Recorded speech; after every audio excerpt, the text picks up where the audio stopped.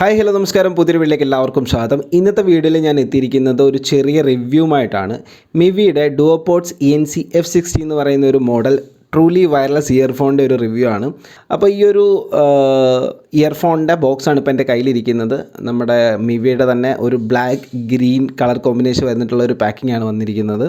ഇത് ഫ്രണ്ടിലായിട്ട് നമുക്ക് environment noise cancellation എഴുതിയിട്ടുണ്ട്. അതൊരു ഫീച്ചറാണെന്ന് ഞാൻ പറയാം. ആൻഡ് ഇതൊരു മെയ്ഡ് ഇൻ ഇന്ത്യ പ്രൊഡക്റ്റാണ്. ബാക്കിലേക്ക് വന്നു കഴിഞ്ഞാൽ നമുക്കിതിലെ കുറച്ച് ഫീച്ചേഴ്സ് എഴുതിയേക്കുന്ന കാണാം. അത് നമ്മൾ വീഡിയോയിൽ പറയുന്നുണ്ട് മുന്നോട്ട് പോകുന്ന സമയത്ത്.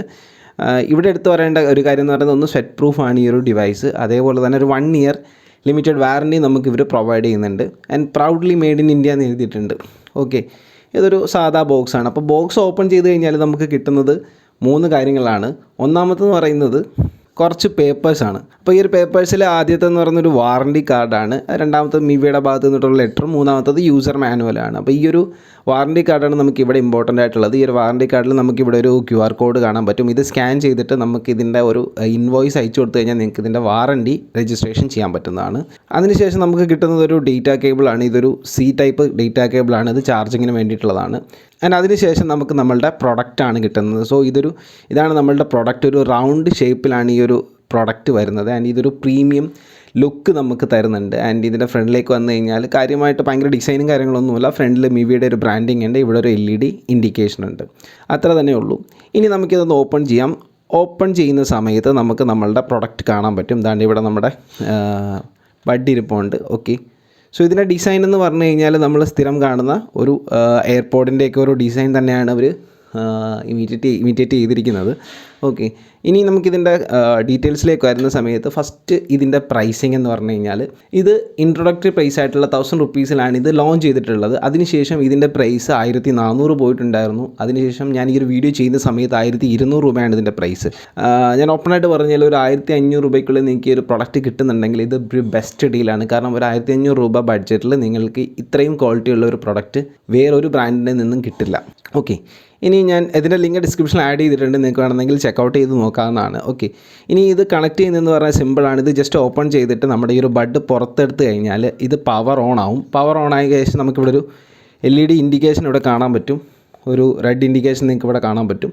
അപ്പോൾ ഇത് പവർ ഓൺ ആയിട്ടുണ്ട്. ജസ്റ്റ് നിങ്ങൾ ബ്ലൂടൂത്ത് ഓപ്പൺ ചെയ്തിട്ട് കണക്ട് ചെയ്താൽ മതി, ഇത് കണക്റ്റ് ആയിക്കോളും. അതേപോലെ തന്നെ ഇത് പവർ ഓഫ് ചെയ്യാൻ വേണ്ടിയിട്ട് ജസ്റ്റ് ഇതിനകത്തിലേക്ക് എടുത്ത് വെച്ച് കഴിഞ്ഞാൽ തന്നെ ഇത് പവർ ഓഫ് ആയിക്കോളും, ഓട്ടോമാറ്റിക്കായിട്ട് ഓഫ് ആയിക്കോളും. അതുപോലെ തന്നെ ഈ ഒരു കേസിൽ ഇത് ഓട്ടോമാറ്റിക്കായിട്ട് ചാർജ് ആവും. നിങ്ങൾക്ക് ഇവിടെ ഒരു ഇൻഡിക്കേഷൻ കാണാൻ പറ്റും. ഇനി ഇതിൻ്റെ ചാർജിങ്ങിനെ പറ്റി പറഞ്ഞു കഴിഞ്ഞാൽ ഞാൻ ഇതുവരെ ഇത് ചാർജ് ചെയ്തിട്ടില്ല. ഇത് കിട്ടിയ എനിക്ക് 27-ാം തീയതിയാണ് ഇതിൻ്റെ കയ്യിൽ കിട്ടുന്നത്. അന്ന് മുതൽ ഇന്ന് വരെ, ഇന്ന് 4-ാം തീയതി, മെയ് 4, ഏകദേശം ഒരു 8ഓളം ദിവസമായി. ഇതുവരെ ഇത് ഞാൻ ചാർജ് ചെയ്തിട്ടില്ല. ഞാനിത് ഡെയിലി യൂസ് ചെയ്യുന്നുണ്ട്. ഇതുവരെ ഇതിൻ്റെ ചാർജ് തീർന്നിട്ടില്ല എന്നുള്ളതാണ് സത്യം. അതുകൊണ്ട് എനിക്ക് എത്ര സമയം എടുക്കുമെന്ന് എനിക്കറിയില്ല ചാർജ് ചെയ്യുന്നതിൽ. ഇതിലവർ എഴുതിയേക്കുന്നത് ഒരു 70% വോളിയത്തിൽ നിങ്ങൾ കണ്ടിട്ടുണ്ടെങ്കിൽ ഒരു 50 മണിക്കൂർ ചാർജ് ബാക്കപ്പ് ഉണ്ടെന്നാണ് പറയുന്നത്.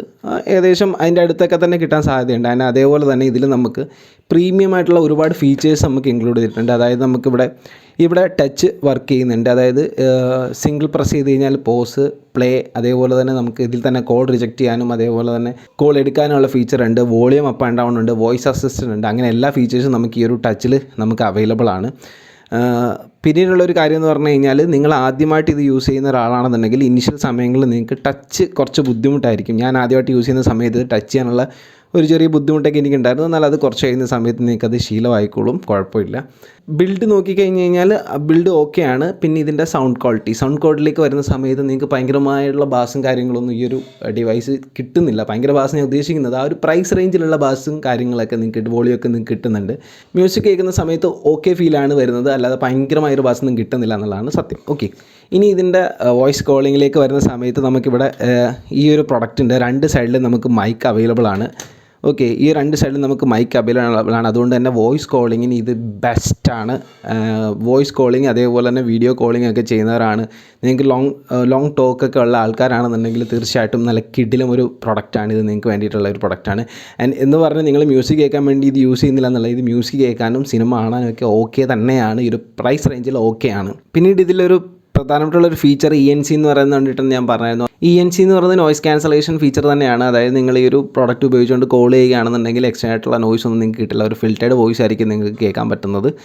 അതുകൊണ്ട് തന്നെ വോയിസ് കോളിങ്ങിന് ഇത് ബെസ്റ്റ് ഒരു പ്രൊഡക്റ്റ് തന്നെയാണ്. ഓക്കെ, സോ ഓവറാൾ ഇത്രയും കാര്യങ്ങളാണ് ഈ ഒരു പ്രൊഡക്റ്റിനെ പറ്റി പറയാനുള്ളത്. വീഡിയോ ഇഷ്ടപ്പെടുകയാണെങ്കിൽ തീർച്ചയായിട്ടും ചാനൽ സബ്സ്ക്രൈബ് ചെയ്യുക. ഈ ഒരു പ്രൊഡക്റ്റ് ഇഷ്ടപ്പെടുന്നെങ്കിൽ തീർച്ചയായിട്ടും പർച്ചേസ് ചെയ്യുക. അത്യാവശ്യം നല്ലൊരു പ്രൊഡക്റ്റ് തന്നെയാണ്. അപ്പോൾ അടുത്തൊരു വീഡിയോയിൽ കാണാം. Bye bye.